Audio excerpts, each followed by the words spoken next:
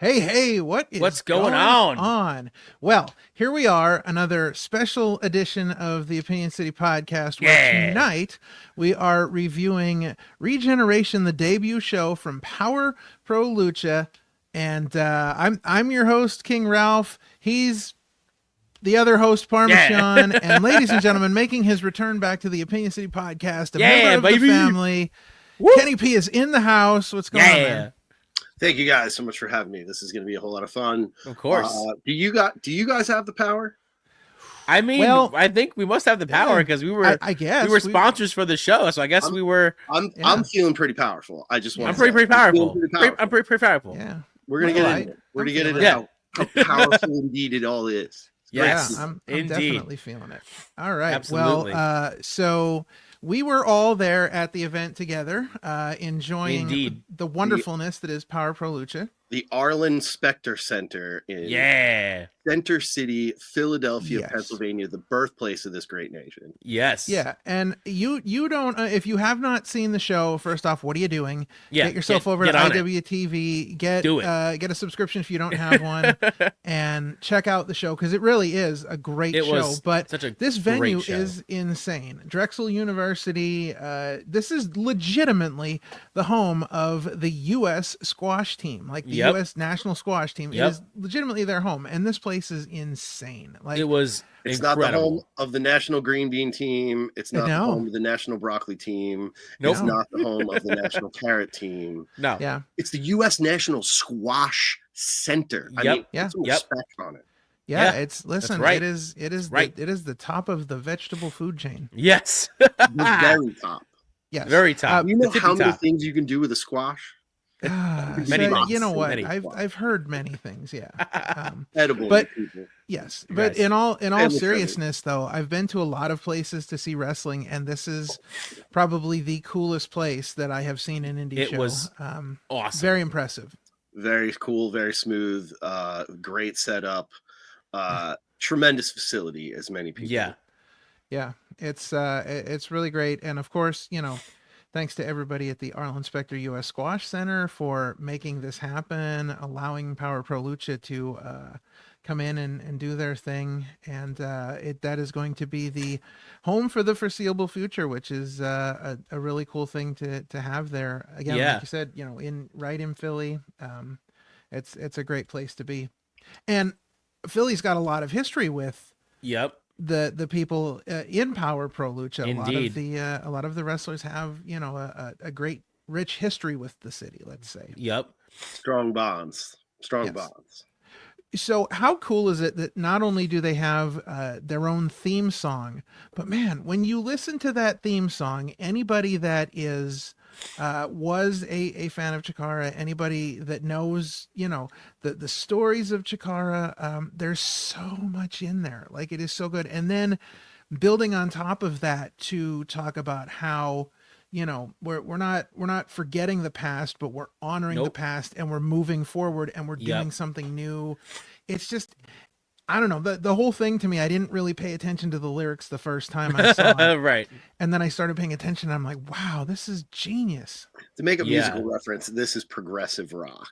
Hmm. You know what I Yes. mean? Right. There was, the people who take, your standard rock music, and then another band comes along and does something that is inspired by yet completely different, where you can sort Yeah. of see Yeah. the influences, yet at the same time they're putting their own spin on it.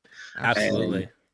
I mean, it was basically for me, and I think for a lot of us, just the vibe around just talking to people online before the show, Yeah. bumping into friends I haven't seen at a wrestling show in years, because there aren't wrestling shows that get this kind of style or this kind of Right. vibe. It isn't going to bring Right. out our friends. It's going to be this kind of audience to fit what we want to see.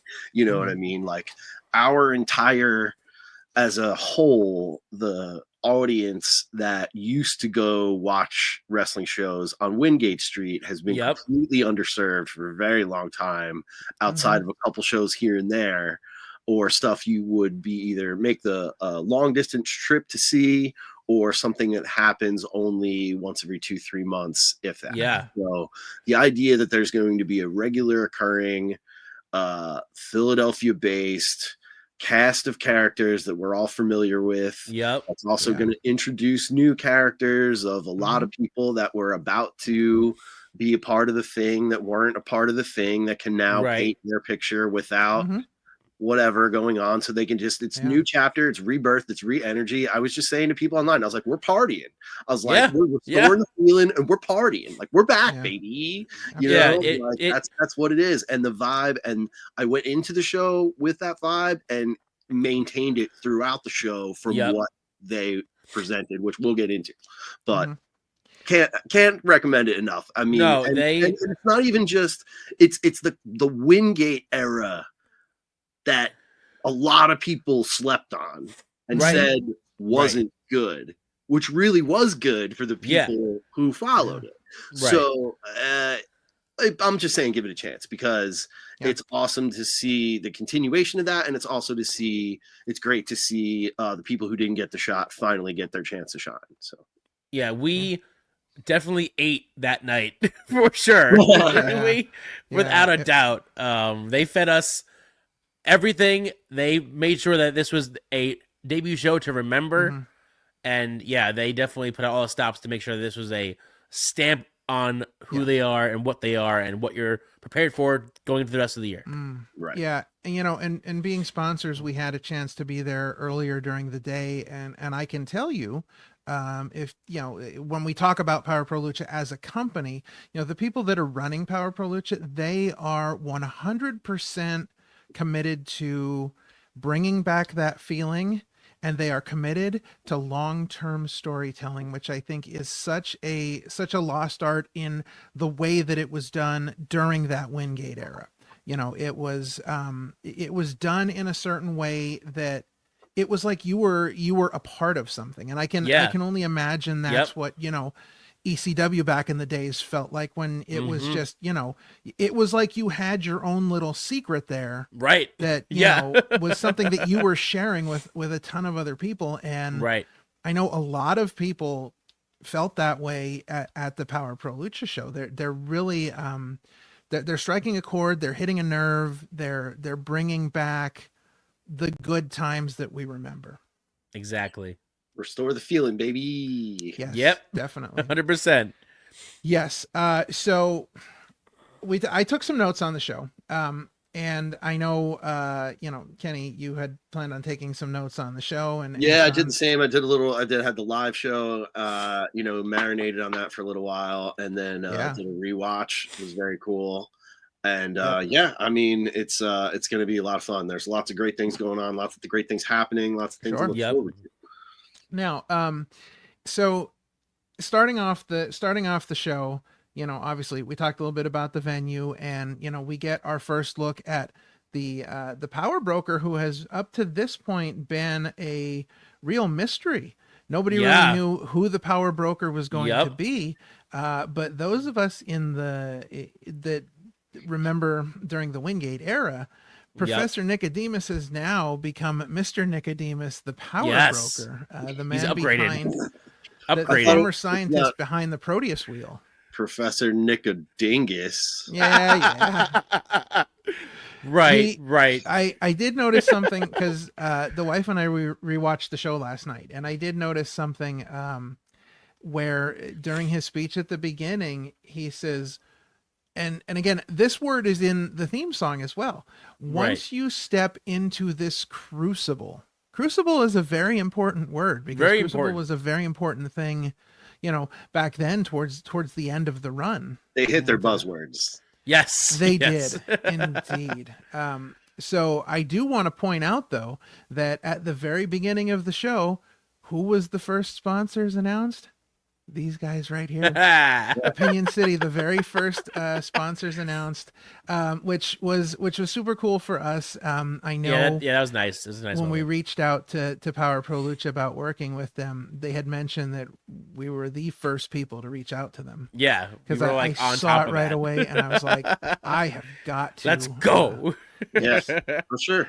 Yeah, absolutely. So we start off the show obviously with Professor or Mr. Nicodemus now, Mr. the power broker. Get it right. We find out a little bit about the announce team for the show. Obviously, we had Samara was the ring announcer for the show, and on commentary, Alyssa Marino, and a man who I really believe is an absolute gem on commentary, and I'm not kidding when I say that. Dr. Ethan Wild. Dr. Ethan Wild, baby. Was amazing on commentary. You did not get to see this, but you're getting to see it little by little. Now, Scott Holiday was getting all the backstage interviews during the show. So Scott working backstage. But yeah, commentary overall for this show was really good. I agree. I was not 100% familiar with Alyssa Marino's work, but she's very great. good, and Yeah, her and Dr. good. Ethan Wild had great chemistry later on, which we'll talk about. The other person that joined the broadcast team, they had great chemistry as well. So great job all around by the broadcast team and bravo the camera crew as well. So you know, Smart Mark Gary had to be in the building. Of course. Of course. For the debut show of Power Pro Lucha, working that hard cam like only Smart Mark Video Gary can. So of course. Absolutely. Very, very, very well done. Presentation was great.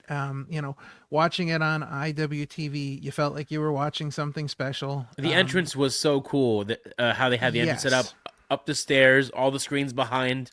It was so cool. Such a great look to it. So that is going to take us to our opening contest, which was a 4-way between the Henshin hero, Common MK, Filipino Grigio, who became sort of a crowd favorite. Oh my God, yes. Jet Chigori, who may have been the most hated man all night. Yes. And then Pro Wrestling's Red Flag, Shay McCoy in the house. So obviously can't be a party without Shay McCoy. Can I just say I love that Filipino Grigio wrestles for the most part with the drink in his hand, one-handed, the whole and what he does was so impressive with one hand. What he was able to do with holding his drink and just beating the tar out of anybody that was next to him with one hand. Impressive. Real smooth. That Filipino Grigio. A deep arm drag on that Filipino. Right. Yes. So keep your eye out for that. So he was a crowd favorite from the minute he walked out there. The crowd was into 100%. His entrance. They were into his entrance. He got them going. They're clapping. They're into it. Bringing that party vibe. Absolutely. And then all came to a crashing halt when super punchable face Jet Chigori shows up. And just, super punchable. It's he's the worst. I mean, anytime you see him, you're literally contractually obligated to stand up and boo him. Right. Absolutely. Yeah. If you, at all times, it's just what it is. Right. If you thought his Instagram videos were something, man, he was brutal on the mic. Let me tell you. Oh, he was to start things off. Not nice. But then you had Common MK. I love his running start entrance. That just looked so cool that he was like in motion and then darted off into the ring. Like that was just a great way to start off the show. Was that 4-way match for sure. And then the red flag. Oh, of course. I love her.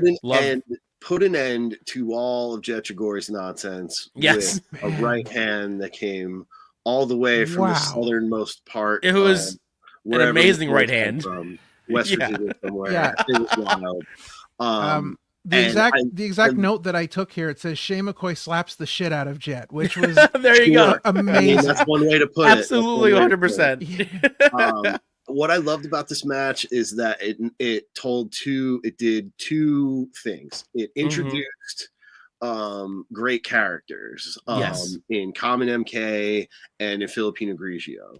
And at the same time, it planted for the seed for the fight forever, the feud that I want to see constantly forever on every show. I want to be able to go to my local establishment and pick up a Pro Wrestling Illustrated magazine and thumb to the arena reports and see Knoxville, Tennessee, Shay McCoy defeats Jet Chigori. And then the next night, Roanoke, Virginia, Jet Chigori and Shay McCoy have a double count out, concession wall, whatever. And then the next night is Baltimore, Maryland, Jetchigori defeats Shay McCoy via roll up after 5 chair shots. Just Or something. forever You know what matches. I mean? Like forever just matches. be the new Quack Reckless Youth, be the new Hero Kingston, Jetchigori, Shay McCoy. Let's take it around the world, bro. Right. That's going to be great. And I'm looking forward to her beating the crap out of him basically anytime it happens. Oh yeah. She does my favorite move, I think, in the indies ever. The slow senton over the rope. I love that so much. It's such a great move. Rest in peace, Chucky T. Yeah. You know what I thought was really interesting about this match is this match was a really good example of how to do a fatal 4-way match correctly, because you had everybody getting their stuff in, you had everybody, you know, looking good, shining at a certain moment. But you know, sometimes you watch these matches and you're watching, say, 2 of the participants in the ring and you're like, I wonder where this guy is. I haven't seen him in a while. You don't think that at all during this match, because no. the action is so intense that you're so caught up in it. You know, it never seems like somebody's missing, because every time there's a chance to maybe think that somebody's missing, they come right back in. Yeah, they know what they're doing. There's no room for that like mainstream 5-minute sleeper time in a multi-person match. Like that doesn't happen here. This was, you know, 4 characters in a fast-paced, you know, lucha style match with lots of fun team maneuvers. We also had a cameo by that no good Bill Goldbergler. Well, and that's where things no good fall apart. No good character. He'll steal whatever he can get his hands on. Listen, that's where things started to fall apart. He steals the wine bottle from Filipino Grigio, which, you know, enrages Filipino. He goes after Bill Goldbergler. Yep. And Jed Chigori, that bum, that no good, no good lousy jerk. That no good logical loop. He hits the low blow on Common MK and rolls him up for the win. Sneaks one in there. Cheater. Takes advantage of the Bill Goldbergler nonsense. Somebody needs to knock him out too. Yeah. He'll try to knock you off your bicycle and give you a coma. Right. Yeah. Right. Yeah. I can think of a certain officer that may want to come and arrest him. Oh, that's all I'm saying. Don't tell you the good time. That's all I'm saying, man. So a lot of great spots in this match. Obviously, the very I know a certain mechanic who might want to get a piece of that. Listen, man, look at that shirt. I'd be looking forward to that. He's absolutely. Now listen, what's interesting about that is he's got a lot of history with Professor. Indeed, he does. Indeed, so he does. I would not be surprised to see him down the line. There are actually 2 people, you know, his former tag team partner as well, that had some history with Nicodemus. So there's a lot of possibilities there. There's lots of business going on there. Yeah, lots of business. Very, very creative pose down spot where they hung Jet Chigori on the top rope by his feet, and they all had the pose down. I thought that was really cool. But, hanging in the Louvre. Yes, right. But I think if anything in this match, Shay McCoy and Filipino Grigio were really the stars of this match. I really think, you know, this match kind of set a tone for, I think, what we're going to see out of Shay McCoy in Power Pro Lucha. Right. Because, you know, despite not winning, it was really her match. Top gal stuff. Yeah, pretty much. Absolutely. Yep. Well, so we go from the Fatal 4-Way to something that I was really interested in. It's the Billy Avery Open Challenge. Yeah, baby. And, you know, going into this event, we had no idea what to think about that. No. Because, you know, it was so up in the air. I mean, it could have been anybody. Ethan Wilde on commentary made a comment that he thought it was either going to be Zack Sabre Jr. or Mark Henry. Yeah. Those were completely random names. Honestly, those are legitimately good picks. I mean, they're good picks. Yeah, they're good picks. Professional wrestling show, and anybody knows when you're watching a professional wrestling show that anyone at any time can come out from behind that curtain. Exactly. So, like, right. Maybe it's the Thunder Frog. Maybe it's that old juke joint Lucas Calhoun. Yeah. Maybe, maybe it's the Lithuanian snow troll or the Latvian Right. Proto. Yeah, no, I think it could be Mayu Yamashita.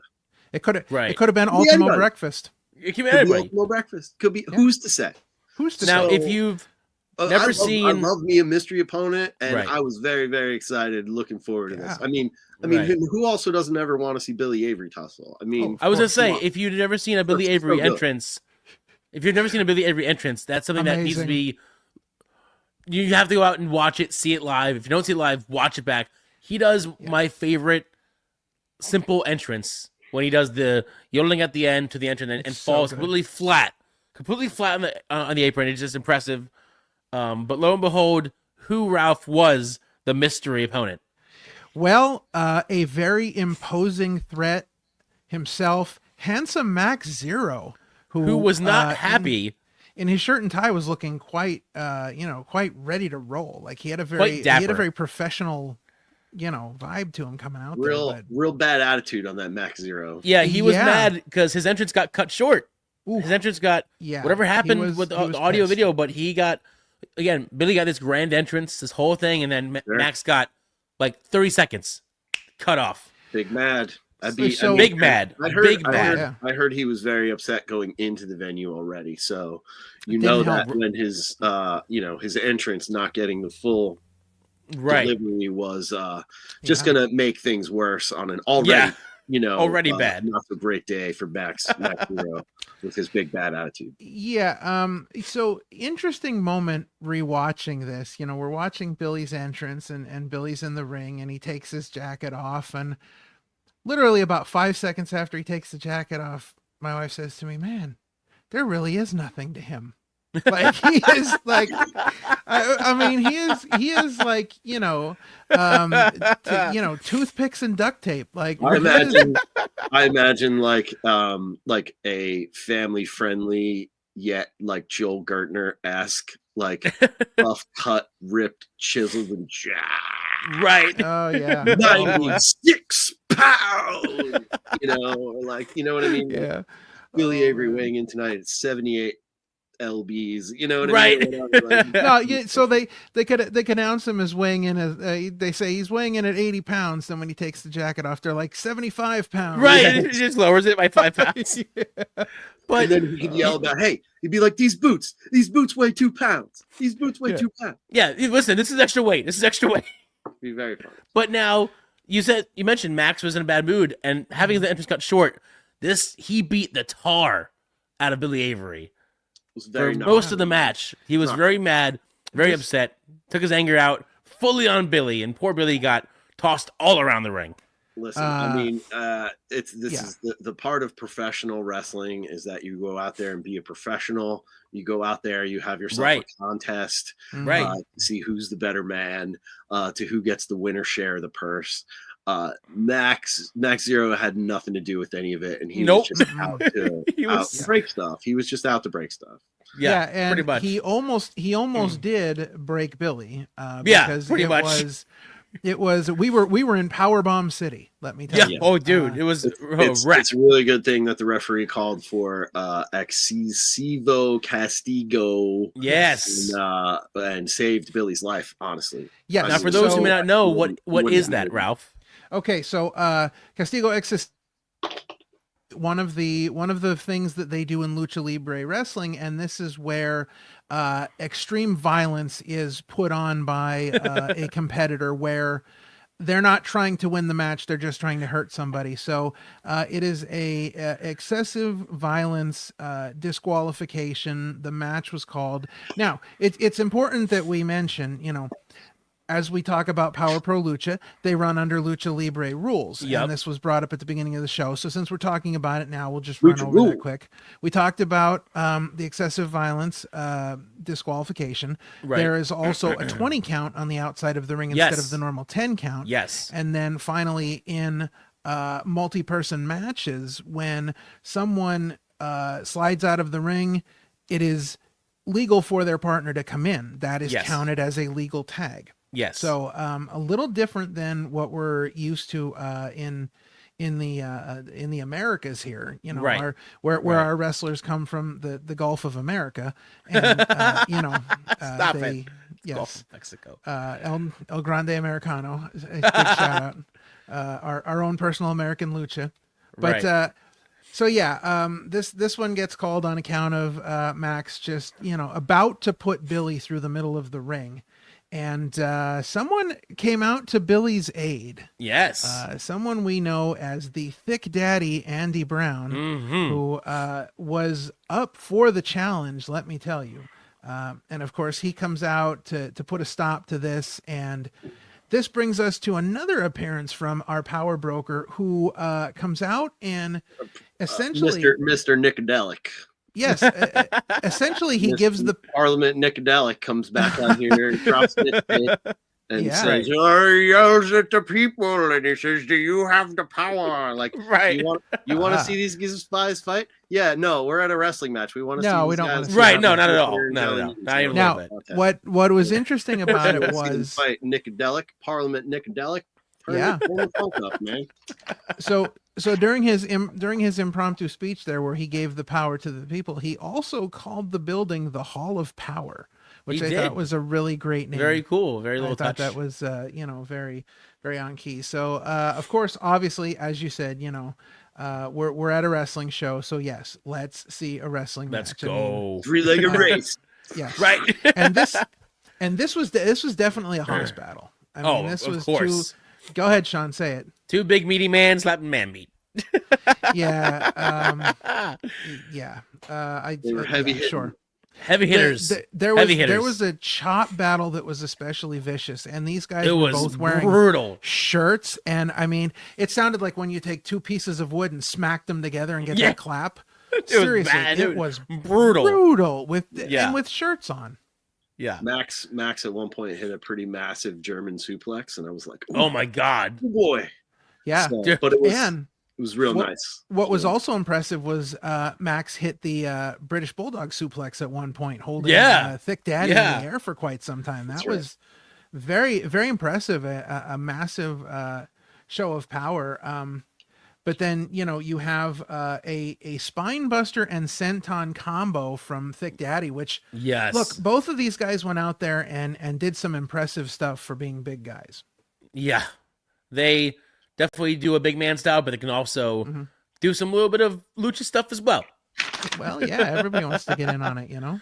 I got once we get through the whole show, I got a couple of fantasy book singles matches I'd love to see. happen Okay. in this Yeah. contest. Okay. All right. And, yeah. I was saying Max Zero's in one of them. Let's just Excellent. Okay. like it. All right. I've hit that little for now. So Yeah. Love it. Love it. So this one comes down to an elbow smash from Andy Brown, and he picks up the win. Celebrates in the ring with Billy. And interesting note on commentary, Dr. Ethan Wild says Max Zero has already lost 2 matches, and this promotion only has had 3 matches. oh boy. He's not wrong. He's not wrong. No, he is not. Oh boy. Yeah. Bad start. Bad start. Yeah. So good to see both Andy Brown and Max Zero representing well on Power Pro Lucha's first show. Absolutely. Again, Billy Avery, always a national treasure. There's Yes. like We love him. a national treasure wing of professional wrestling, and Billy Yeah. Avery is standing right there, He's right there. next to Orange Cassidy and Santino Right. Marella. Like if there was ever a King of Trios team that I need to see, that's it right That's there. the team. That's Yes. the team. Say, you say? Yeah. Brilliant. All right. So that takes us. Oh man, that'd be great. Oh, could you imagine? That'd be Could you imagine the amazing. 3 of them doing the Cobra together? Oh, so man. good. Yeah. So good. All right. Well, that's going to bring us to our next contest, and this is going to be our first look at the tag team division here at Power Yeah. Pro Lucha. Huge And this matchup. this one is really special. You have the legitimate businessmen, Mr. Yes. Crummels and Sonny Defarge, going up against the Cyberhawks. This version being a Razor Hawk and Thunderhawk, and this is an interesting Danger? match. What's that? I'm sorry, Danger. Yes. That's right. Excuse me.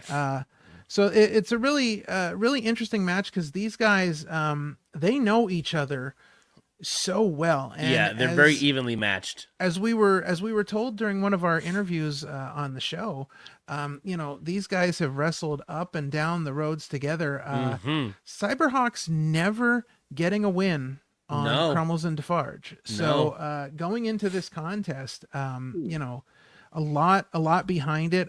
Two seasoned tag teams, Crumbles and Defarge, 9 years as a tag team, and obviously the Cyberhawks have been together for quite a long time as well. So a lot of experience in the ring, and I think it really showed in this match. It absolutely showed in this match. I mean, it was cool to see everyone get their spots in, especially the first half of the match.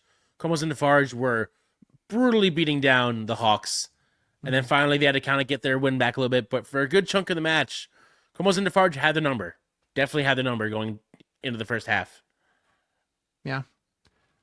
Very, very good match. I think some interesting things that I saw. Sonny Defarge at one point in the match tried to at two different points in the match tried to remove each of the Cyberhawks masks, which I thought Dastardly. was Dastardly. Fairly dastardly.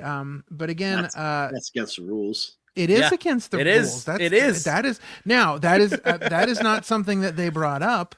But that was brought up on commentary that removing a person's mask during a lucha match is an instant disqualification. Yep. Luckily nobody got their mask taken off. The quote unquote legitimate businessmen were using illegitimate moves. Yeah, yes, despite all very their illegitimate moves, tactics, they were once again unsuccessful. Yes. Yes.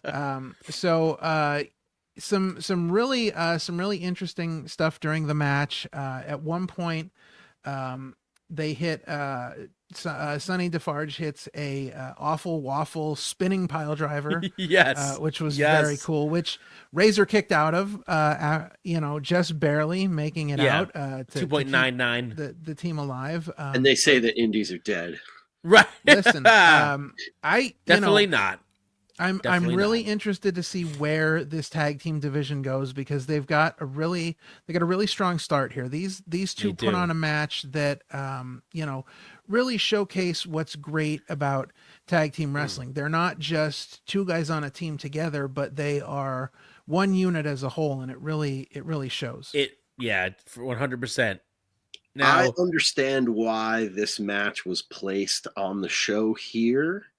But personally, I would have swapped this with the other tag match later. Oh, and would have liked to have seen this tag match in the semi-main event. Gotcha. I feel like it would have had a lot more heat as opposed to being the main event of the first half of the show.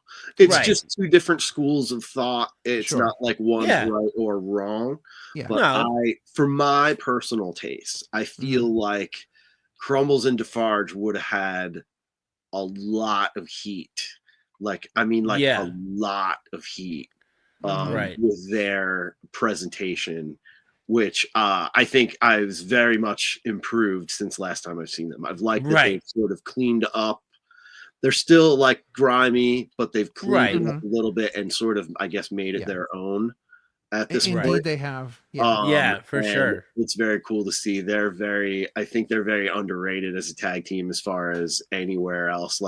They should absolutely be, seen in lots more places than where they currently perform. You know what I mean? They should be busy cats. So, and again, awesome tag match. And again, another identity making match for Power Pro Lucha in that this is what we are, this is what we do, this is how and I think maybe that's why we saw that tag match first, because they wanted to set a standard for the tag division. And again, putting those two teams against each other was certainly the way to do that, to get things started. Now this one ends with a rebound lariat from the absolutely jacked Sonny Defarge. Jacked. I mean, he is. Yeah, he's got Isn't some the word muscles. for it? He ate his spinach. Yep. But he hits the rebound lariat on Razorhawk for the pin, and then Crumbles makes sure that Danger Hawk does not get anywhere near that to break it up. No. So the Cyberhawks remain without a win against Crumbles and Defarge, but Yeah, that's man, they just not can't get the job done. That's not the big news. No. The big news is that Big news. coming down to make the save, or so we thought, was a green Cyberhawk. A brand new Hawk. A brand new Yes. Hawk made his face presence known. And we thought that this was, going to be a new Hawk joining the team, helping them out. Thunder, honestly, I thought it was Zach Ertz in a mask, but no. It's not a bad idea. It's very possible. They're very similar builds. So the Green Hawk comes down. He gets in the ring. Thunder, who was accompanying Razor and Danger to the ring, gets in the ring. And all of a sudden, we see the Green Hawk lift up the mask and spray the poison mist at Thunderhawk. As Ethan Wilde says on commentary. Yes. Yep. I was just going to say. This is Poison Hawk. Yes. Yeah. Which is... right. Yeah. Brand new Hawk. An evil Hawk at that. Yeah. Evil. Mm-hmm. Yeah. It's that to me is one of the most interesting things to come out of this show, is that we now have an evil Cyberhawk. And if you've been following Power Pro Lucha online on socials, you've been following the Cyberhawks on socials, somebody has been messing with the Cyberhawks social media I've been account. seeing that, right. And now we know that that's probably who was doing that. Was messing around, right. Danger tries to take out Poison Hawk, as we're calling him now, but he gets hit with a lariat. Razor tries to take him out, and he no good. He kicks Razor in the gut and nails a jackhammer on him. Yeah, which, it was crazy. So now, and who knows where this goes from here? To me, this has a very and I don't necessarily like the comparison, but I think it's the closest thing I can come to. This has a very colony extreme force feel to me. Oh, like I feel like we could be getting a whole evil team of Cyberhawks. Like this could be just the start. As referenced in Colonel Dislingis's speech at the top of the show, he said, "Champions are not made; they're created." Right. Yes. So, again, like sort of going back to his evil science lab stuff. Yeah. Mm-hmm. Right. Yeah. So who knows? This could be some weird scientific lab creation. Oh, okay. Right. Destroy the Cyberhawks. Like it's some weird cyber robot. Like I am programmed to destroy the Hawks. Right. You know what I mean? It could be one of those. You know, you never know. Artificial cyber intelligence. I could AI. totally see.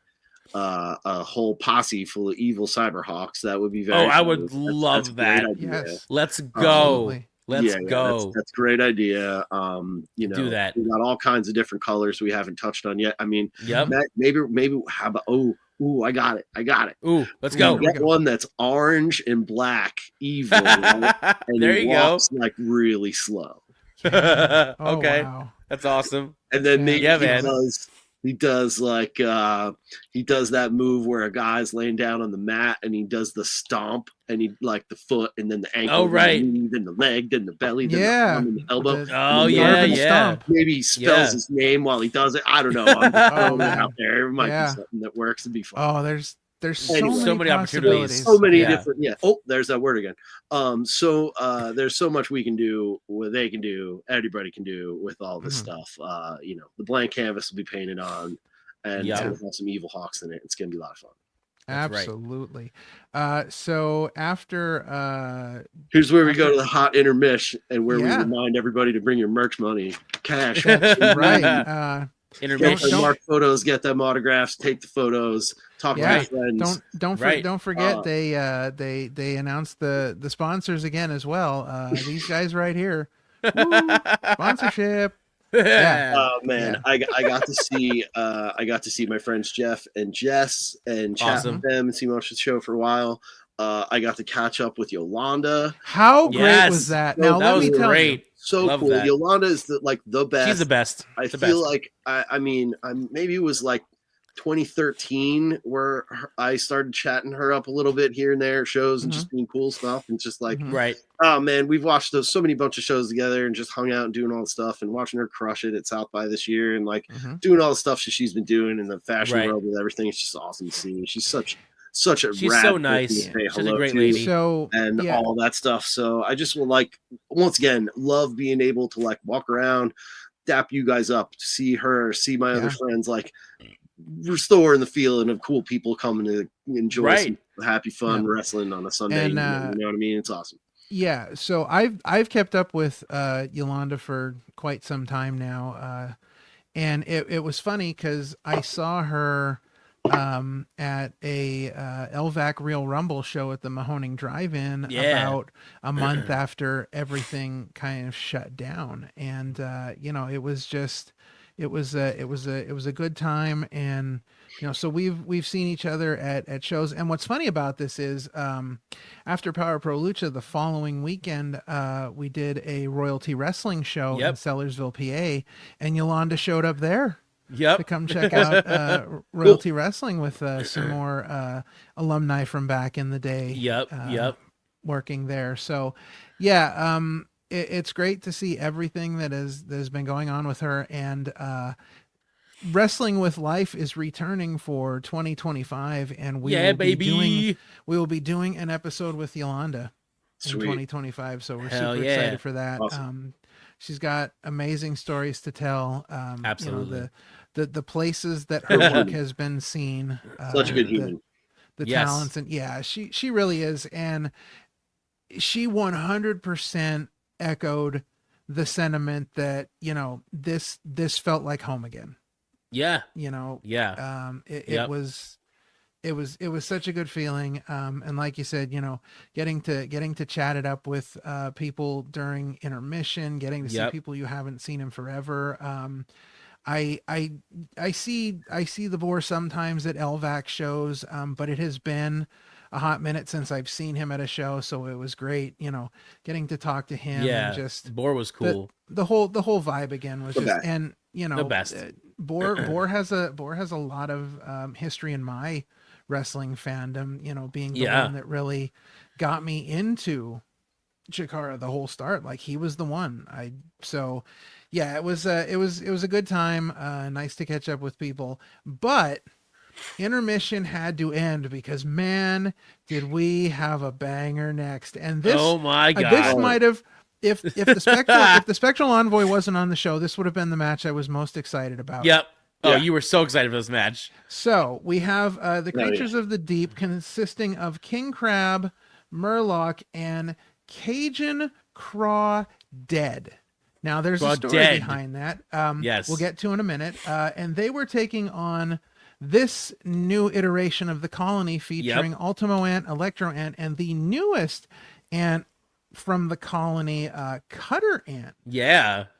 So definitely, you know, again, when we talk about teams, and we talk about people that know each other very well and people that work together very well, you know, this had it all. But to talk a little bit about Cajun Crawdad, this might have been the thing I was most excited about. And you know, we saw the video from King Crab before the event where, you know, he was going out to the woods, and he said it's time to bring you back, and he's got the book and everything.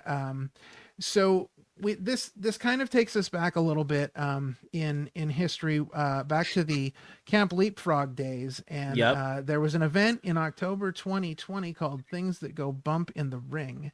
And there was a costume battle royal at the beginning, and Cajun Crawdad was in the costume battle royal, and he had been tagging with King Crab, but they had disagreements and a falling out, and so they were adversaries at this point. And King Crab came out and shot Cajun Crawdad with an arrow. Damn. The dastardly move. just absolutely horrible. But King Crab promised us like this, it's time, and man, did they not disappoint when they came Not out. at all. You had Cajun Crawdad in the skeleton attire under his normal swamp attire, Barely able to walk and out. wearing the big blanket over him, keeping himself warm because he's dead.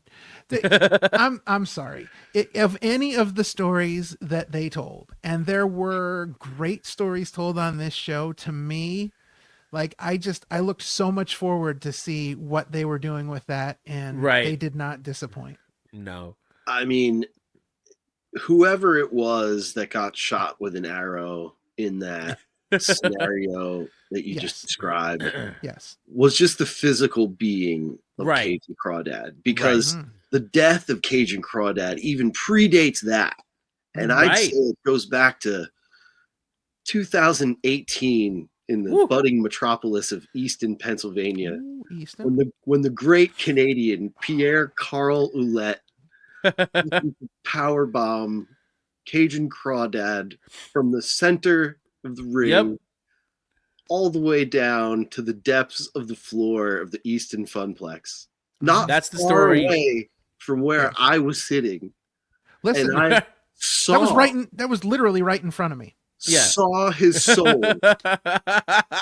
Oh yeah. Yeah, it was leave his body. It was like the cartoons.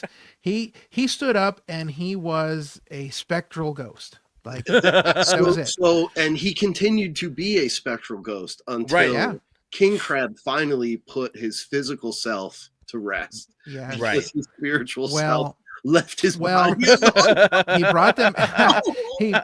he brought back the spiritual and the physical and reunited them in one being for this match. That's what happens in Power Pro Lucha, everybody. Yes. The return of the creatures of the deep. Now that and I mean we're getting way off on a tangent here, but now that the creatures of the deep have returned, I believe it's only right that their queen makes a return as well. Right.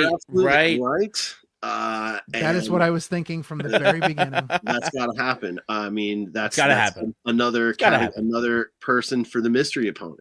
Exactly. I mean, they could run a whole Mystery Vortex style show.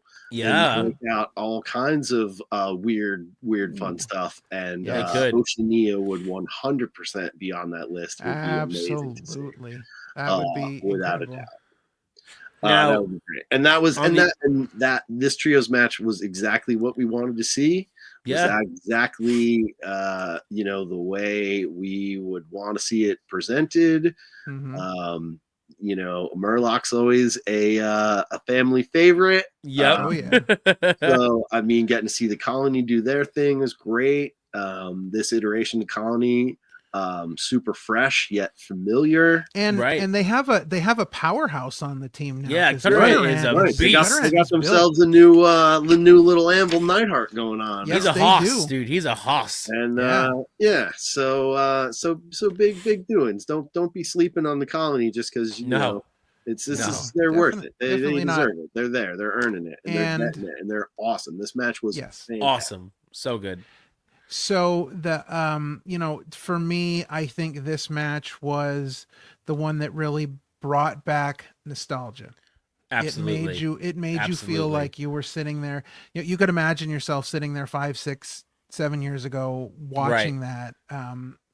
A lot of just stuff that we really remember. And for me, the anthill topped it all. When they hit the anthill, that was like bringing that back was so cool. The ultimate nostalgic moment.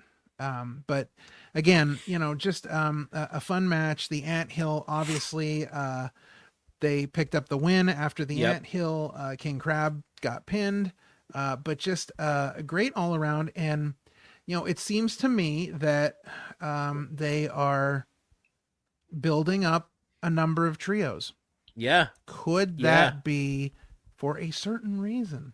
Ooh, maybe. Just saying. I mean, we're We're seeing some really great truths. Oh, and we can't forget about the Gator roll. Oh, No, the Gator that was roll. the best. The Oh, Gator that was roll. so great to see the Gator roll again. Oh, so good. Just So to hear good. him yell that. Sure.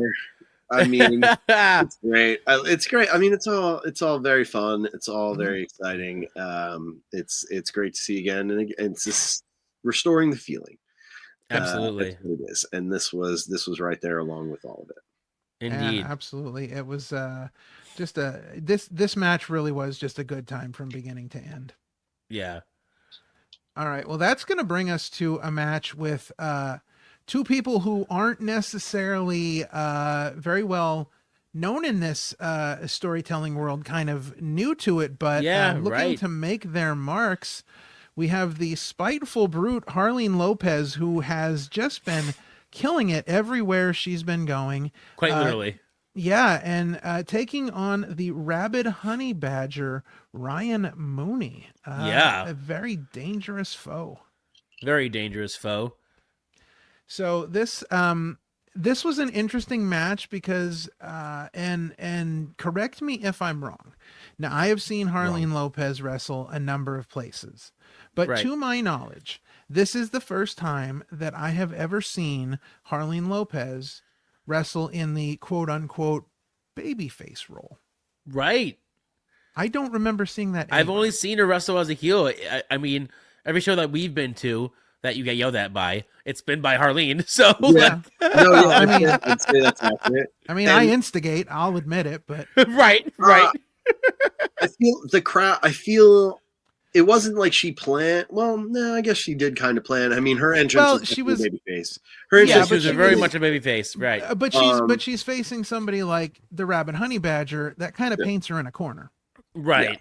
Right. I mean, very accomplished, very smooth, great shape. This was ended up being my sleeper match of the show. For as many times as I've seen Harleen Lopez wrestle, this particular match, I saw something completely different. A whole new energy, a whole new excitement, a whole new, I don't know. There was like, I came away from the show being like, Harleen Lopez is ready. Like, like she's it's not just like it's not just to say that she was not good before. You could just say, okay, cool. She's very good. She's new. This is going to be good. Like, she'll be fine. Right. This is like the match after the switch has flipped. Right. You know? About how, like, I was doing it for a little while, but then I had this one experience and then the switch flipped and it totally changed my game. I feel like this is that first match that I've seen her have since that switch flipped. And there can't say more good things about her. Would again love to see Harleen Lopez booked all the time in a bunch of places and have a killer singles match for her coming up soon. And man, did these two just go at it from the jump. They started off hot and heavy and did not stop for the remainder of the match until it was over. Like, they did not. They were both there to prove a point at this debut show that they are there to earn that power. So this was our most vocal matchup. Because they had some beef going on social media before we even got to the event. So, and I also think this was our most evenly matched pair throughout the entire show. Like, they were very evenly matched. But, and I want to preface this by saying I'm not taking anything away from Ryan Mooney, because Ryan Mooney put in a hell of a performance as well. But the notes that I took for this match, rather technical with reversals and submissions. At the beginning of the match, we saw some great combinations, but then also very hard hitting. Like, they did not very hard hitting. They did not pull punches. They went at each other. Yes. And I feel like Harleen Lopez has been building to this, because she does her version of the Eddie Guerrero Three Amigos, and that gets the crowd every time. But and it's funny that you called it a sleeper match, because I think this was a standout match for both of these wrestlers individually, but also for Power Pro Lucha. This was like, if you look at the quality of matches, and taking nothing away from anybody, because everybody's match was good. Right. Yes. But this match was another level. And this is a glimpse into the future. Right. Yes. Whereas Right. the other matches were the, the nostalgia, or, Mhm. oh yeah, I remember, the Colony, or, oh, I remember the Yeah, yeah. Clippers, or, oh, I remember the Hawks, or stuff like that. Mhm. This was like, oh, we're going to slide this in there, and here are two people you maybe not be familiar with, or maybe have seen here and there, that Right. we're going to give a high profile platform for them to just go out and crush like we know they can. Yeah. Yep. So And I definitely, I think people walked away stoked Ooh. on both of these performers. Yeah, Absolutely. absolutely. So I wrote down that I think that Harleen Lopez is the most improved indie wrestler that I've seen, because literally every time I've seen her, she's just gotten better. She gets better She keeps every getting time. better and better. Every And time. they talk about certain wrestlers that like have a sixth gear. Like they were making a comparison at one point in discussions of Charlotte Flair and Kurt Angle, because they both have like a sixth gear where when they Right. turn that gear on, it's hard for somebody to keep up with them. And I feel like not necessarily a sixth gear, but like just this match was a new level for Harleen. This was Yes. She for sure tapped into something that I don't think I've ever seen her tap into previously, and that rules. Like, you can, It's awesome. I definitely came away with going, wow, she's really like yeah. come into her, like gotten not just better from last time I've seen her, Yep. but has really like come into her own, and this is going to be really good for her, and she should again, be booked all over the place, having some great Yeah. Yeah. Book Harley think- Lopez. Yes, please do. And I think that she really enjoyed being a fan favorite out there. I think it really, so maybe that's what it took. Maybe she got out there and, they had some of their, opening back and forth, and, she was getting the cheer of the crowd, and maybe that hit a nerve. Maybe that struck Maybe a that chord. was it. I the don't know. way and they, you say the match not only started technical, but it also finished technical. Yes. It was a roll-up battle, and Harleen caught Ryan with like the Zack Sabre Jr. style, like they hold it's almost like a reverse sunset flip almost. Right. Yeah. It was. But she bridged that beautifully. while holding Ryan Mooney's hands, Harleen back bridges onto the top of her head, and smiles, like, I don't know, like the classic, like a Rob Van Dam would do an STF or something, like how he would like flip over backwards, except that's what she did. She flipped over backwards, locked Ryan's legs with her legs, held on to Ryan's arms, and then with her head bridged off the mat to hold Ryan down while her shoulders were up. And I could see that, like, she was just like, yeah, I got him. And it was awesome. Like, it was just great. Like, game over. I came away very, very impressed with Harleen Lopez's performance. And I think we've seen the start of something here. Sean, you have some video footage. Yes, we have an Opinion City exclusive footage. We're going to take a look at here. Yes. So I think that we're seeing the start of a feud here, almost a blood feud, because these two were really going at each other on social media before this. But Rabid Ryan Mooney had some choice words to say, and he said them directly to our own Parmesan. And I just want to note that at the end of this video, I'm the one off screen arguing with Ryan Mooney. Right. But here is some Opinion City exclusive footage of Ryan Mooney post match with our own Parmesan. Do it! Do it!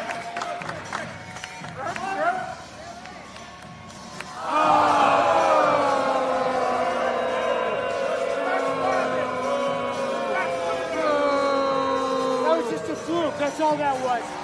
That was an illegal wrestling hold. You all saw it. The rules and regulations of wrestling say that you cannot use that pin to win a match. It's true. They're not. I have the book right here. I'll take it out right now.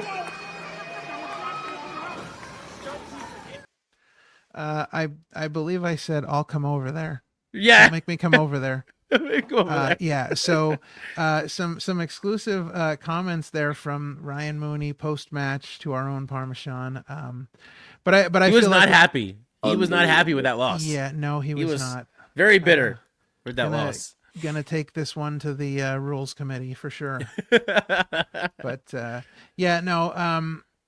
Again, can't say enough good things about this match. And as you coined it, we're looking at the future here, and I think that Absolutely. the future for Power Pro Lucha is in great hands. Indeed. All right. Well, that's going to bring us to our second to last match. And this was an interesting one because, again, a number of people that are sort of new to this world, Fresh. but making Yes. big waves on the indie scene. We have the citywide street gang of Martin Hughes and Tom LaRosa, who have been around quite a bit and taking on the team of Sturdy Sal Mastretta and the Demolition Man David Moses, who are calling themselves the street champ, or the state champs. I'm sorry, State champs. The state champs. And let me tell you, man, the presentation on the state champs is just very impressive. The matching jackets, was amazing. They've got to get their gear in sync because they were called out by. I guess this is a good time to talk about the little interruption at the beginning of the match. Right. Because this match did not start off as planned, because who should show up but pow. Avery Good, talent scout. Yes. Former professional wrestler, former director of championship committee. Former commentator. Current commentator, but also now Avery Good talent scout. So he came out and talked about how he got the call from the big time, and they said, find us, the best that the indies have to offer. And so he was here scouting talent, and great to see Avery looking all dapper there, ready to scout some talent. And he did the folks another favor, depending on how you view this move, but he unceremoniously usurped Dr. Ethan Wilde's seat at commentary. Gave him the boot. Said, get out of my spot. Gave him the boot. And he sat down. Yeah. Ethan was not very pleased with that call.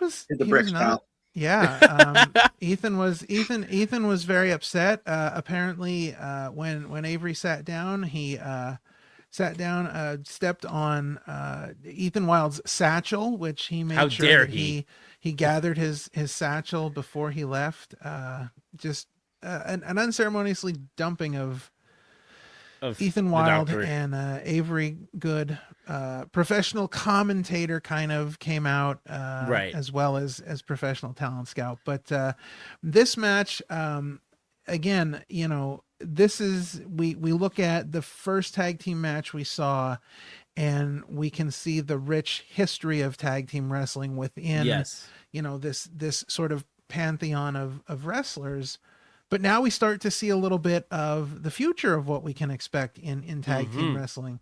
Now, the Citywide Street Gang are quite known on the indie scene here on the East Coast. They've worked a lot of promotions here in Pennsylvania, so very well known. The state champs, also known in their own right. I think they've been known more for singles careers at this point. But I thought this was just again, like the Creatures of the Deep Colony match. This was just a fun match.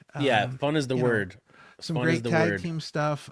Some really innovative sports themed maneuvers from the state champs. Punting Tom LaRosa's head through the goalpost. Dude, that was so good. Yeah. So this one was really fun.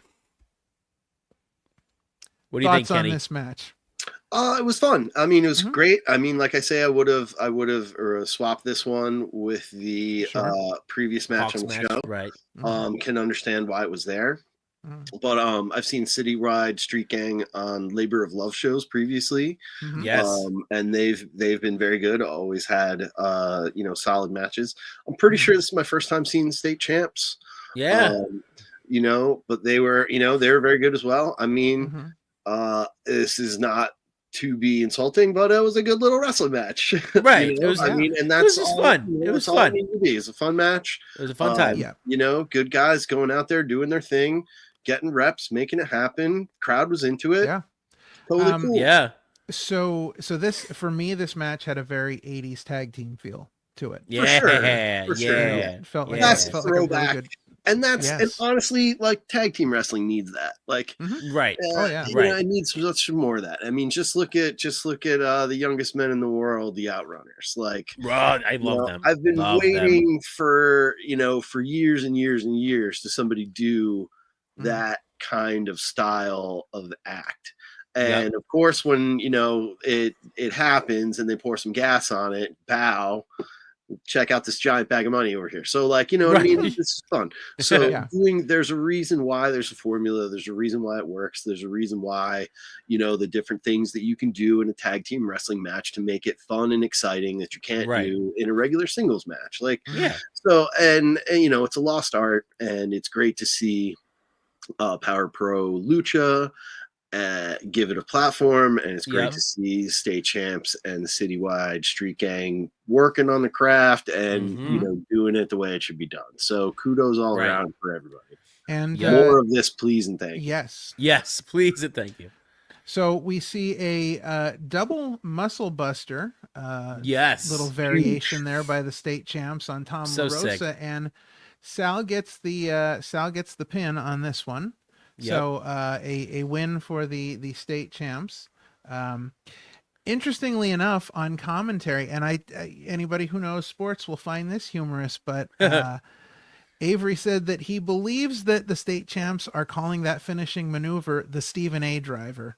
Right. I chuckled about that for a hot minute. Did he get like a car accident or something? Yeah, I don't know. Avery made some comments during commentary. And he's great. He's very good. He's so good. Amazing. So great good. One-liners. Right. Great one-liners. Amazing. And has always been very good at commentary. Oh yeah. Even going back in the day in the history books. Yes. I don't know the times, so they say. The times. Yeah. So during Avery's little promo in the ring pre-match, he gets a phone call on his cell phone, which he claims was a call from the big time. I believe he makes that statement on commentary that it was a call from the big time. I want to throw something interesting out there. I want to throw out something that it made me think about this, and I thought, it's crazy, but it's not necessarily the most crazy idea. Right. So if he's playing a talent scout and he's, saying that he's getting calls from the big time, and we know that this is not completely out of the realm of possibility, could this at all at some point tie into WWE ID? Oh, Mind interesting. Nah. Because the big, you say nah. You never know. I say nah. You know why? Because I say let's go bigger. Oh, okay. Bigger. We know somebody who happens to be in a tag team that just so happened to show up on SmackDown. That Avery Good just so happened to have a match with at National Sokol in Bethlehem, Pennsylvania, a couple of years ago by the name of Alex Shelley. Yeah. Right. Interesting. Okay. Okay. So we don't need to worry about, Sam Holloway or Marcus Mathers. No disrespect to either one of those wonderful competitors out there going for it. Mm-hmm. When you've got Alex Shelley on your phone, right? Got a guy named Andrade Cien Almas, in your Rolodex, right? Yeah. Right. There's a guy now. This is like rumor, complete substantiated, but whatever. Sure. But there's a guy who might go by the name of Big Jim, and they call him Big Jim because they don't want to use his other name that would blow it for everybody who knows who he is, and everybody knows who I'm talking about. Yeah. Wow. Big Jim. Yeah. All right. Big Jim. I mean, wow. Yeah, well, listen, you never know. It you could, never, you do not know. Could be anybody behind the curtain. Never say never. Could be anybody on the other end of a very good talent scouts. Well, and this is and this is something that we'll talk about towards the end of the show, but you definitely are hitting something very important there. But that is going to bring us to our main event, which is a specialty of Power Pro Lucha. It is the Lucha Armada match, and man, let me tell you that graphic. Let me tell you. All right, so on the one side we have this was such a dream match. On the one side we have Cheeseburger, world famous Cheeseburger, tagging with Gummy Boar, Weapon X, Matt Mako, as he goes by now, and Weber Hatfield. And on the other side of this, and this is the big one. This is incredible. So you have the Spectral Envoy, consisting of the Spear of Nazmaldun, Frightmare, the Broadsword of Nazmaldun, Hallowicked, and the Great and Devious Ultramantis Black, teaming with. And this is what blows the mind here. So we have a tag team iteration here from Fist, the Friends in Similar Tights, with the Murder Hornet himself, Travis Huckabee, teaming with the returning Gran Akuma. And let me echo the sentiments of one Avery Good, professional commentator. Man, was it good to hear Blue Monday by Orgy as they were coming out. Like if that did not take you back, hot damn, I don't know who you are. We can't be friends. We can't be friends. Was we're done. Just, That's it. I mean, done. Just the amount of talent on that team, and the fact that Gran Akuma was back for this, like that's something special. It really was. It not only just, if you want to highlight, if you want to make a show end and go out with a bang, this is how you do it. This is how you send the fans home happy as all hell. And yeah, it was Medlem from the as soon as the bell rang. There was no tags. There was no tag match. There was just every man everywhere wrestling. Even right in front of Ralph, right in front of me, they were literally all over the ring, all over the arena. They didn't mess around. I'm surprised they didn't actually. I'm surprised that Akuma and Huckabee didn't actually call on their former tag partner, who happened to be just hanging out for no reason. But thankfully, he kept his sweatshirt and his hood up, so that nobody would recognize, except for those who know. Anyway, I'm showing you guys this right here. Oh, hey, nice. Look at that. I like it. Beautiful shirt. One of one candy corn tie-dyed gummy board shirt. Is awesome. Awesome. Had to represent, of course, when the big gal and the big man are in the building. Classic. They should be booked everywhere, every weekend. I keep saying that all the time, but hey, that's what happens when you put on a stacked wrestling show with a bunch of people that gets together, a bunch of people who haven't gone to watch live wrestling in years because they want to see all these people wrestle. So put them on their shows, and more people will come to your shows. Exactly. Do it. So anyway, Kenny's words. Love me some Gummy Boar. Love Matt Mako. Yes, Matt Mako. Doing a little bit of fresh paint a coat, as they say. Yep. As he's getting more and more opportunities in the Bloodsport situation. I love that he called out Softy Phil. Phil's a coward. Phil will never accept his challenge because Phil's soft and a coward. So also great to see Cheeseburger. Did you guys catch the story behind Cheeseburger's entrance jacket? I don't know that we did. It was very 1970s Miami Dolphins cheerleader. It was, but it was also very 1980s Sting. There you go. There you go. I believe he told the story on social media about it, that it was it was a famous, obviously a famous wrestler, a famous international wrestler. I'm not sure if it was Mexico or Japan, but a famous international wrestler. gave that jacket to Cheeseburger, and he Oh, was that's like, awesome. oh yeah, oh, I'm rocking this, and Oh yeah. Yeah. he's just killing it. Oh, yeah. He's Incredible. every show he's on makes it better. Amazing to me that Cheeseburger's not on national television in some capacity. in some Dude, way, he shape, or should form. be. I mean, There's no he's- reason why he should not No. be. I mean, No. talk Well, about people who are ready. I think that you know. I think that it is a situation very akin to why Hallowicked is not on national Right. TV every week. But should be. Hallowicked simply doesn't want it. Sure. And I think that there's part of Cheeseburger that says, you know, I've got this wrestling school. I'm, you know, doing shows Right. when I want, where I want. You know, I'm training people, and some people, for them, that's what they're looking for. That's what they look Yeah. forward to. So I think it could be a situation like that. Because honestly, I mean, yeah, everything you said about Cheeseburger is 100% true. You know, he is again a national treasure in the sport of absolutely. wrestling.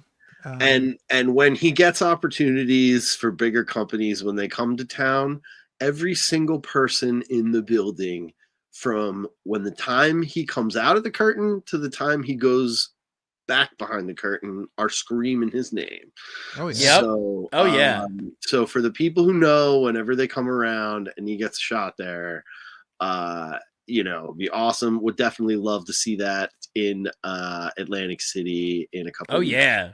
Oh yeah. Or something we'll talk about later. But anyway, Yeah. Cheeseburger's the man, and the ace, the future. You want to talk about the future? You want the future of Power Pro? You look no further than Weber Hatfield. I Of mean, course. come on. Of Yeah. course. Like, you want to talk about a dude who was right there before when it all went down, and ended up getting a couple looks here and there, and then kind of nothing because it was in one ear and out the other, and that's Right. what that. And it's very, what have you done for me lately? Nonsense. Right. Right. I mean, this is high stuff, but we're talking like pillar of this company, Weber Hatfield, top guy, ace stuff here.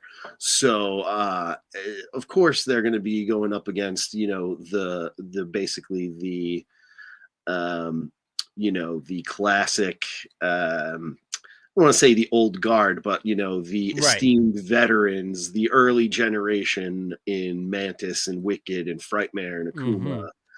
You know, so it's very awesome to see, and it's again, it's the nod to the past with the eye towards the future. And this whole match is everything everybody would want to see. You got Right. the giant Boston Crab spot, you got the giant dives to the outside, you got the brawls all over the place. And it was awesome. It's exactly what you would want to see. Let's not forget, this was an elimination style matchup. That's right. So Yeah. there was a lot of eliminations. The note that I have from this match, that's still my favorite part of the match, was sort of towards the end, where you had all three members of the Envoy outside of the ring and just tripping somebody on the ropes, just talking. Yeah, we do this. That's great. And the last person wasn't them. It was their buddy instead by accident, and it was just a hilarious, like, fun break within all the violence. It was this fun little moment of them like, yeah, we were the best, we're awesome, flip, we did it again, flip. Like, it was just funny. Well, and that's the same thing that happened to Hallowicked when Akuma was doing the Tennessee water pump spot, and the same thing. So, you know, they had quite the history of mistakes there in that match. Yeah. Akuma's done interview. He did an interview where he talked about how he always hated that spot. Yeah. Like, he always hated Right. it. Like, he was watching match, he's always hated it. That's the dumbest thing. Oh, I hate it. Oh, it's so dumb. So whatever. And then for the first time, he got to do it in a match, and was like, after he did it once, was like, oh, that's the greatest spot ever. I'm doing that. Yeah, right. Yeah. That's the best. That's the way it Yeah, goes 'cause and it's- everything. So I just so thought, I was good. like, oh, okay, here we go. I was like, Right. I'll do the thing. Yep. So very, very funny. You know, whole match was great. Back and forth, exactly what it is you want to see. Yep. And you know, it was fantastic. Yeah, It was. It's definitely a match you need to see. A lot of just great moments during this match. You saw so many different combinations of people getting to wrestle with each other, and everybody getting major crazy stuff in. I do agree with you that Weber Hatfield is the pillar that this company will be built on. He is just incredible. He is such a talented guy. Everything he does looks great. And the one thing I want to say about this match, and I've thought this for a long time, but seeing it again. So if you want to talk about headbutts, oh my Travis God. Huckabee throws Oh my God. the literal hardest headbutt. Forget Rhea Ripley, forget it's Travis Huckabee puts her to shame with that headbutt. stupid. Oh man, like he hit that thing and it echoed, like it was just, and I looked at that and I'm like, so I see him hit the headbutt and I see him doing everything that he does, and I'm like, watching Travis Huckabee is like watching a symphony of destruction. Yeah, It dude. really is. Yeah, he just has no Unbelievable. wherewithal for his own brain, let alone someone else's brain.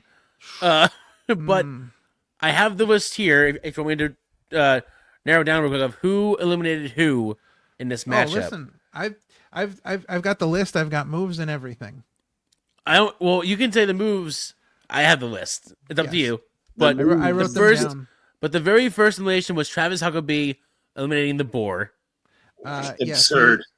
He eliminated the Boar after a fist double team. So And 15 chair shots, but yeah, 15 right. Yes. Then you had Erica Lee eliminating Travis Huckabee With a pedigree, no less. that's right. Yes, We all know pedigree, what that no means less. now.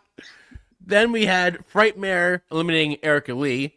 Again, another double team between Frightmare and Hallowicked to put away Erica Lee.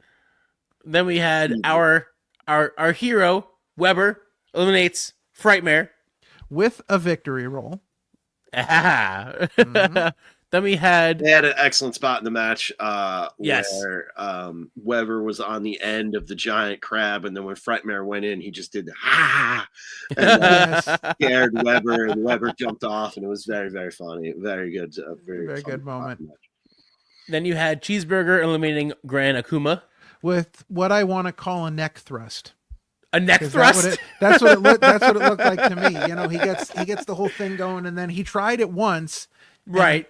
It didn't go well, but then he got him the second time. Right. Yeah.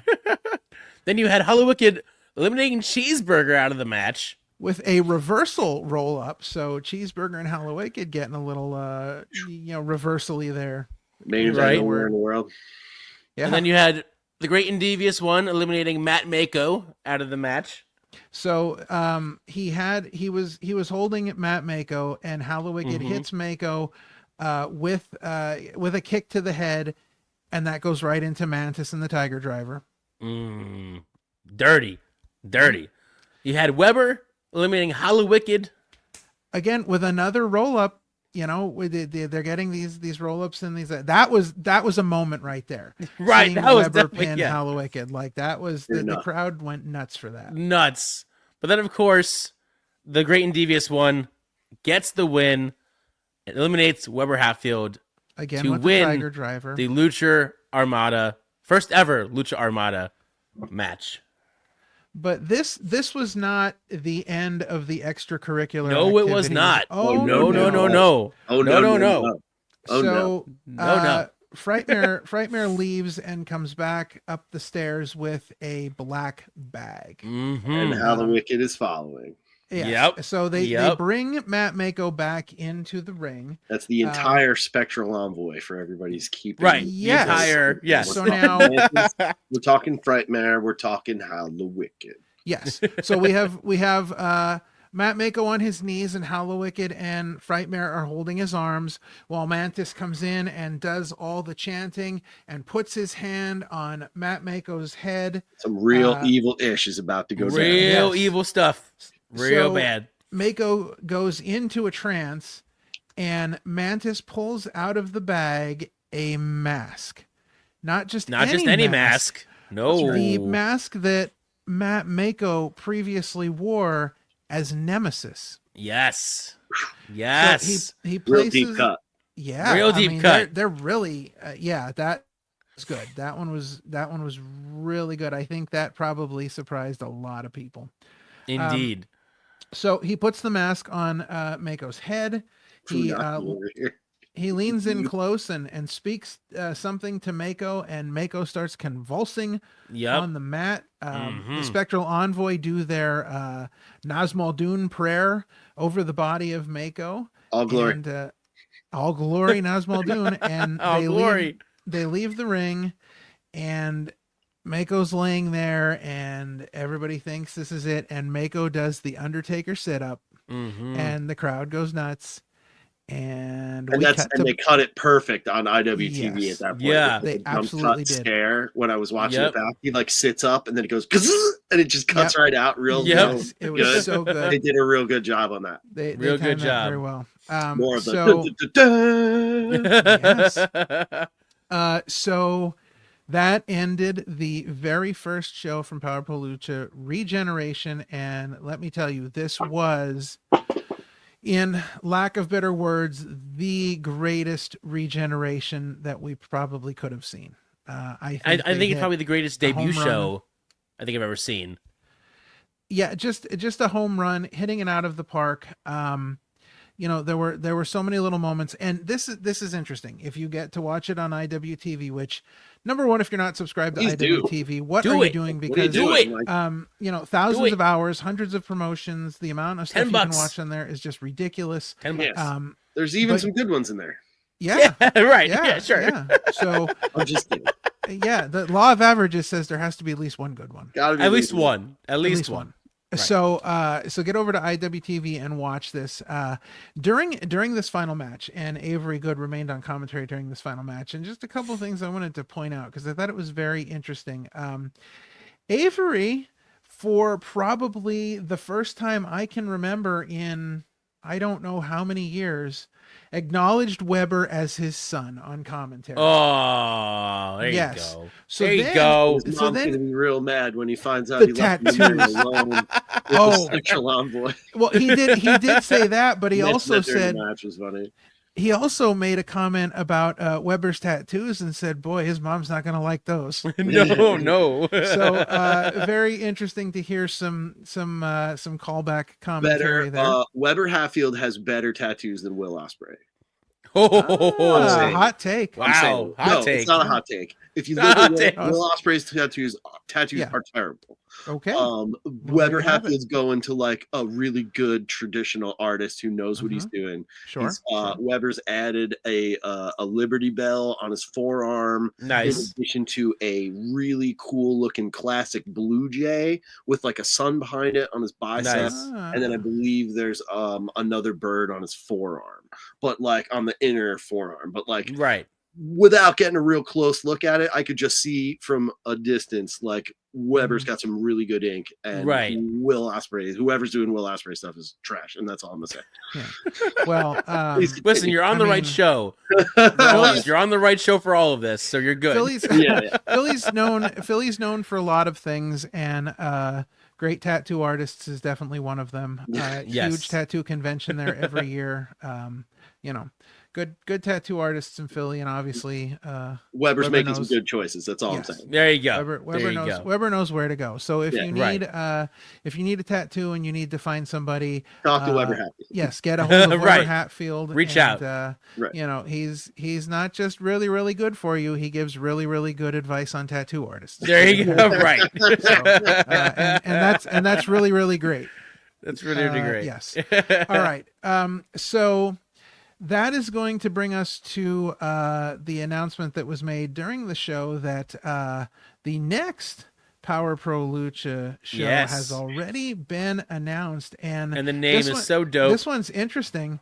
Power Pro Lucha: A Link to the Past. Yes. Now this is very much in the vein of the Super Nintendo Classic. Yep. And the name itself lends itself to a lot of different things that could possibly be happening. Again, this will be taking place at the home of Power Pro Lucha, the Arnold Specter U.S. Squash Center. It is Sunday, May 25th.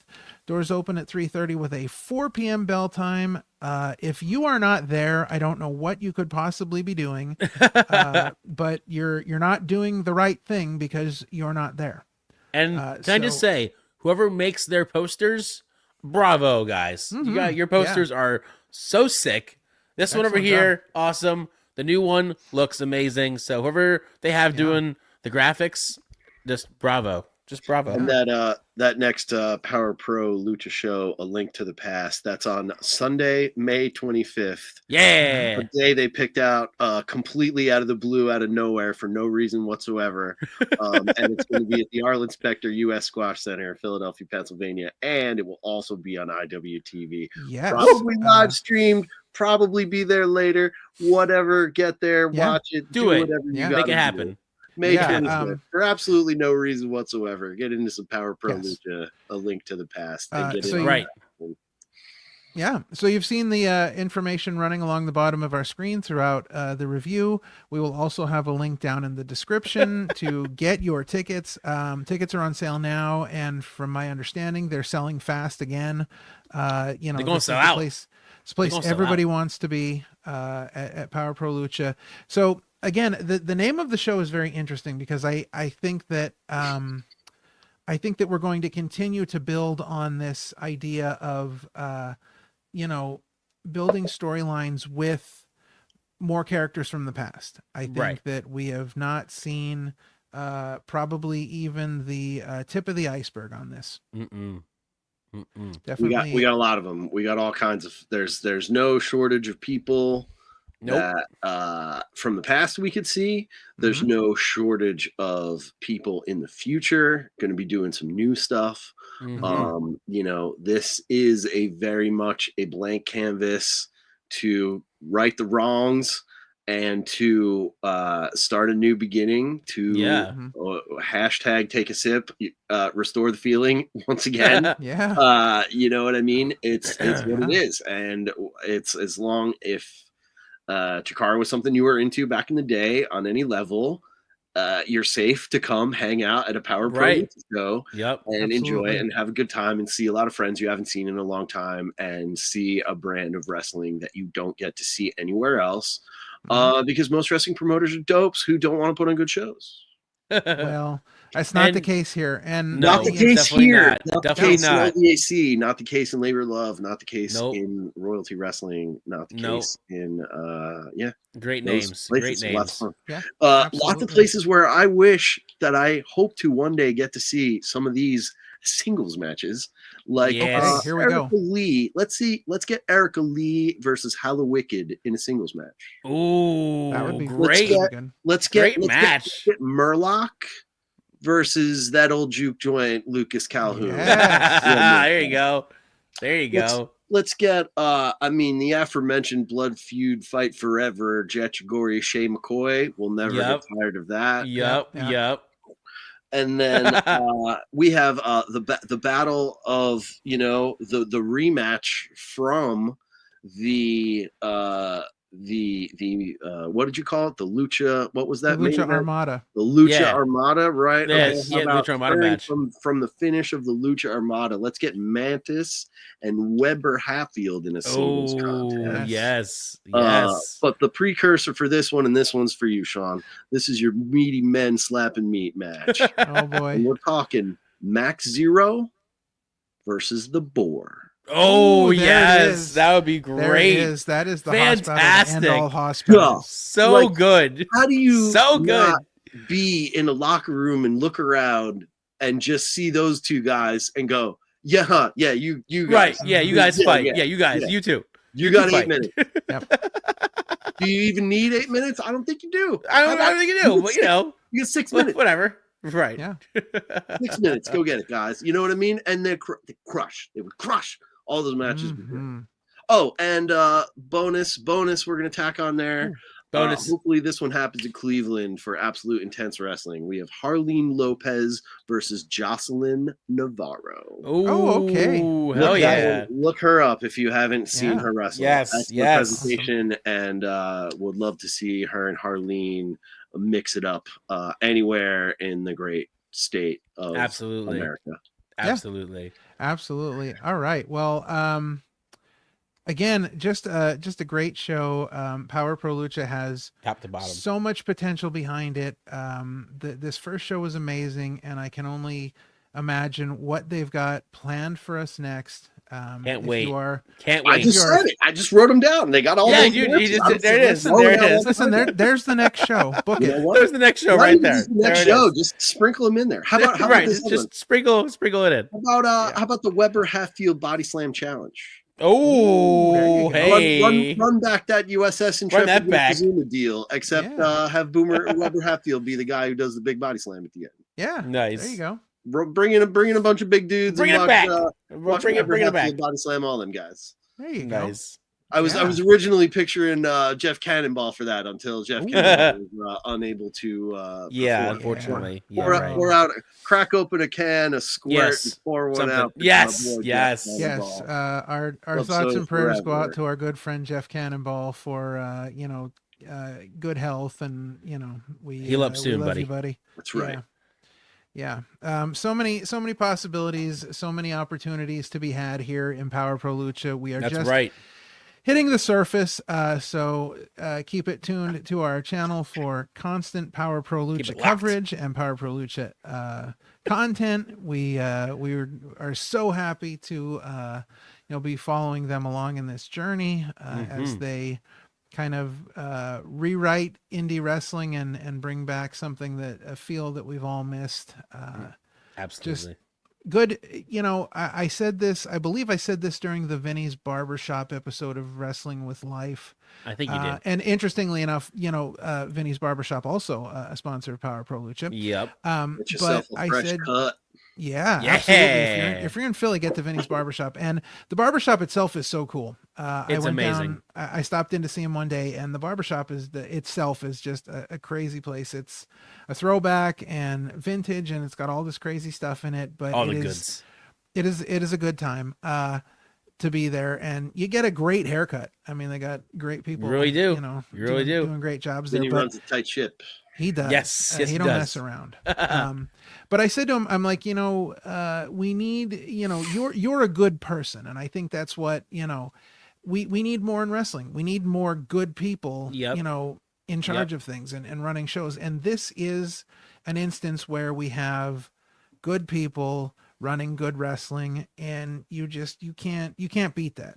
Nope. All right. Well, that's going to do it for us here at the Opinion City podcast for this special Power Pro Lucha review. As I said, stay tuned to the channel for more Power Pro Lucha content. We are happy that you had a chance to join us here this evening and listen to us chat it up a little bit about this great show and many other topics as Many well. more to come. Many more to come. So that's going to do it for us for our special guest tonight, OC family member, our good friend Kenny. Thanks for having me. Dude. Absolutely. Anytime, man. So for Kenny, for Parmesan, boop, I'm King Ralph. And remember, kindness is free. So be kind to each other. And we will see you guys again very soon.